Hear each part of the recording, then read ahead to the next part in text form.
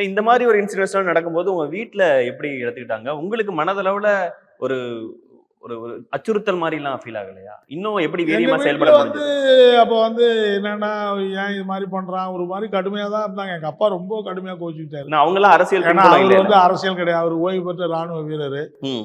எப்படியாவது என்ன வந்து காவல்துறையில சேர்த்து விடணும்னு சொல்லி கடுமையா முயற்சி பண்ணாரு. ம். நான் காவல்துறைக்கு இதெல்லாம் கூட போயிட்டு வந்தேன். என்ட்ரன்ஸ் எக்ஸாம் கூட போயிட்டு வந்தேன். பிஏ படிக்கிறப்ப. இன்னைக்கு வரைக்கும் காவலர்களுக்கு எதிரா பேசுறவர காவல்துறையிலே சேர்த்து விடணும்னு ஆமா. போயிட்டுலாம் வந்தேன். அப்புறம் காவல்துறை நடந்ததெல்லாம் பார்த்துட்டு இதெல்லாம் வேணான்னு சொல்லிட்டு நம்ம இந்த முடிவுக்கு வந்துட்டோம். அவரு அதுக்கு மேல ஒண்ணும் கட்டுப்படுத்த முடியல. என்னன்னா, எங்க குடும்பத்துல நான் ஒண்டி தான் கல்லூரிக்கே போயிருக்கேன். எங்க எங்க பல்வேறு குடும்பத்துல ஒரு பெரிய வட்டாரம் எங்க குடும்ப வட்டாரம்.